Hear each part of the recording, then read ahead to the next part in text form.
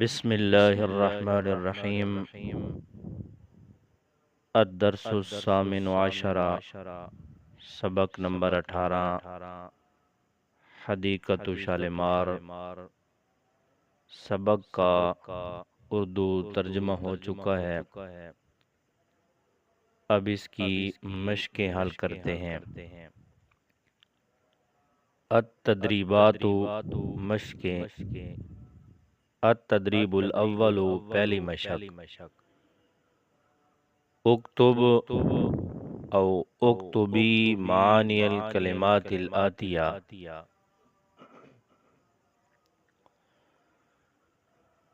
اکتب صیغہ واحد مذکر مخاطب، اکتبی صیغہ واحدہ مؤنثہ مخاطبہ۔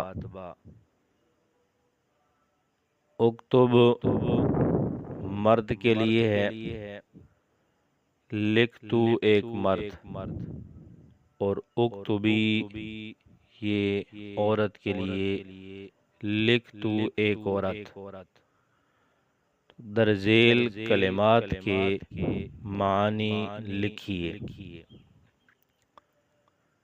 حدیقۃ باغ، شہیرۃ مشہور،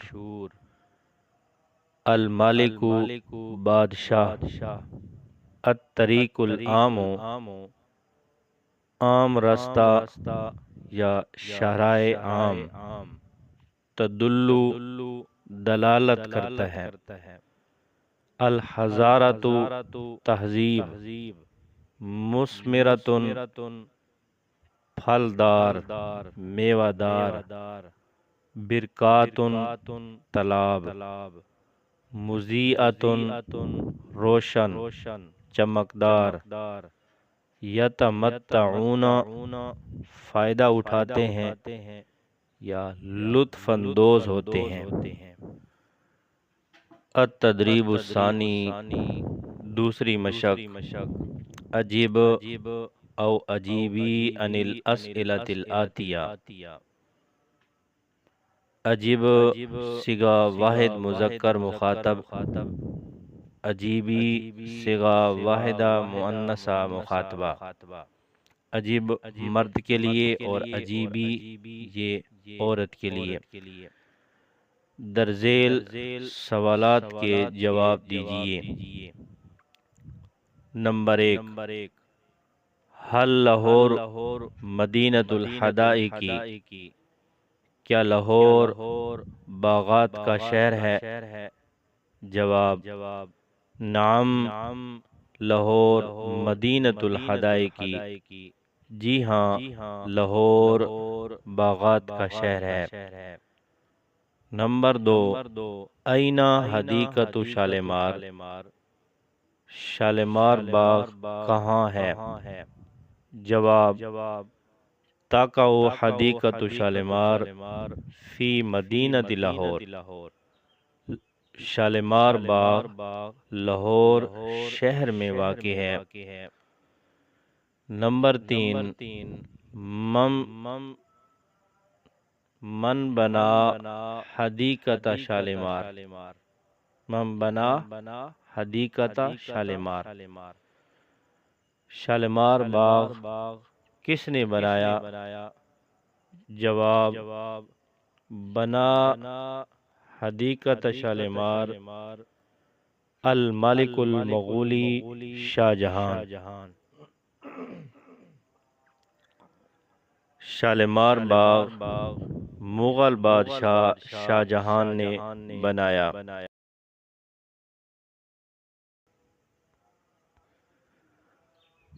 نمبر 4، حل فی حدیقۃ شالیمار برکات و فوارات،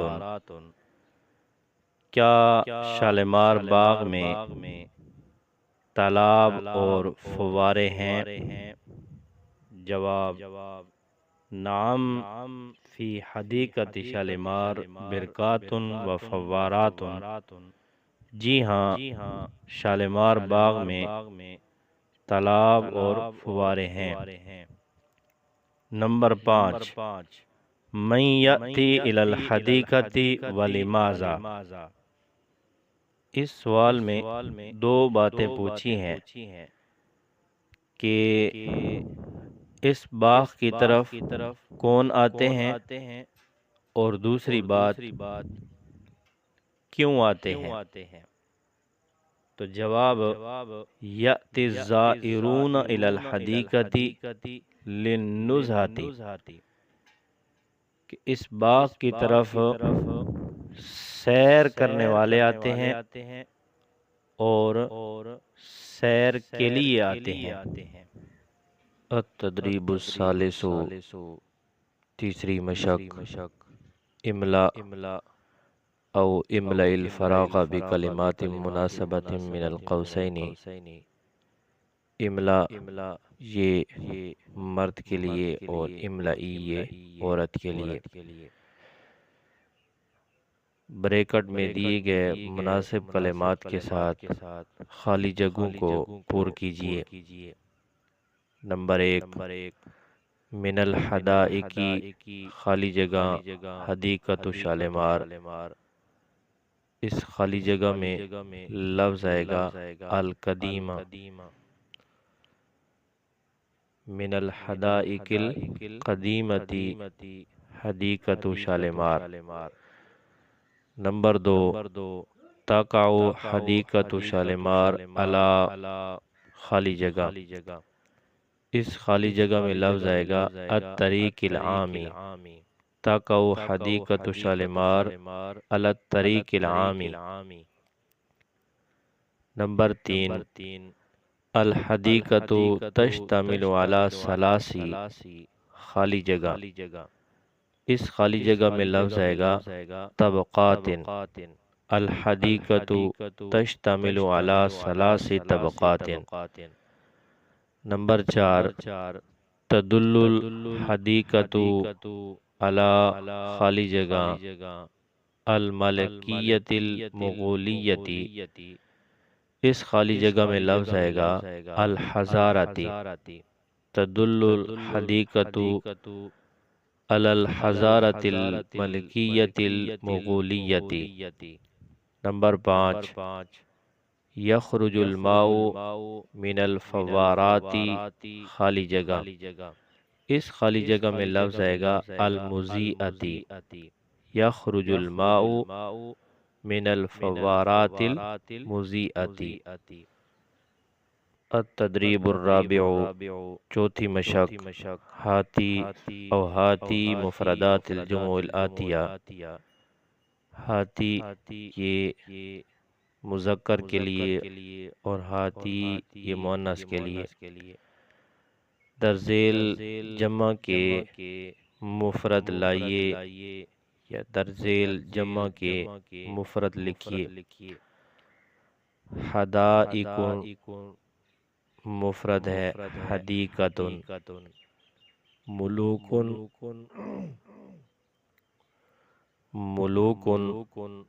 مفرد ہے ملک۔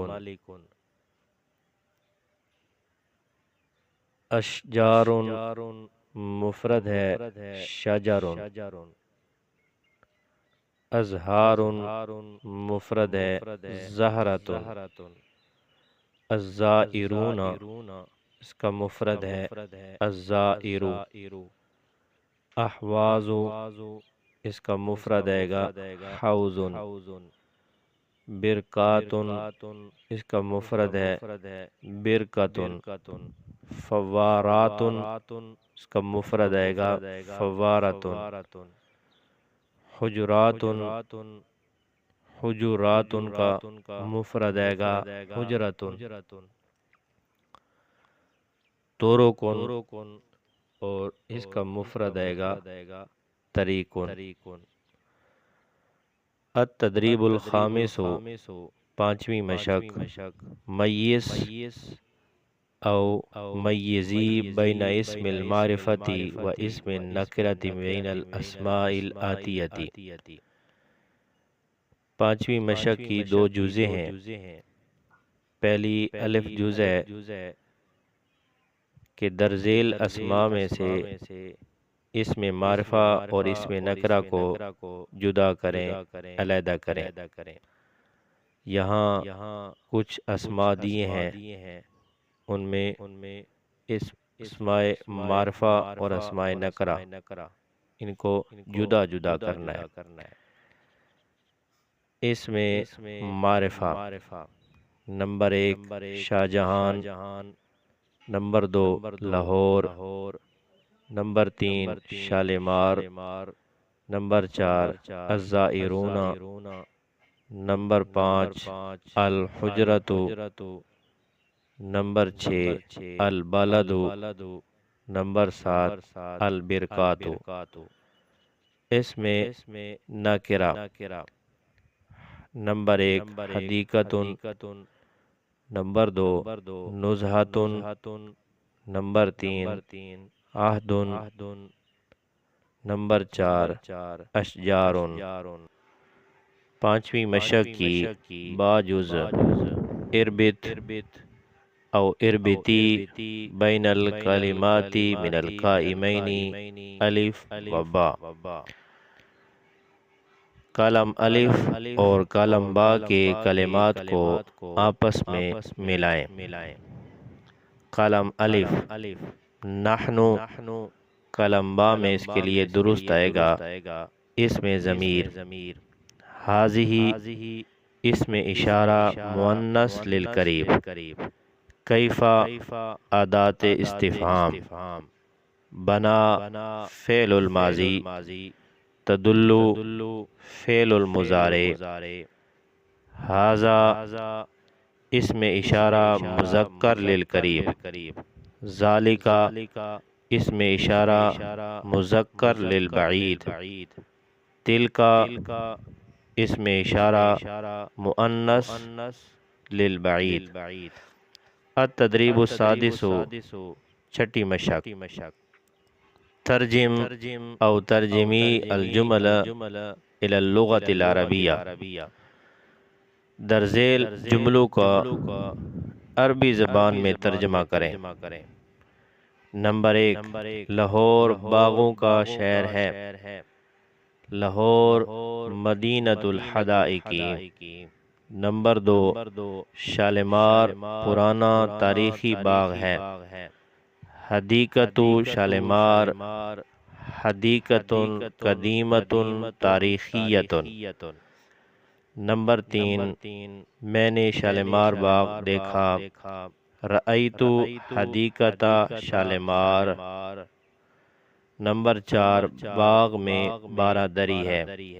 فی الحدیقۃ 12 دری۔ نمبر 5 باغ میں روشن فوارے ہیں۔ فی الحدیقۃ فوارات مضیئۃ۔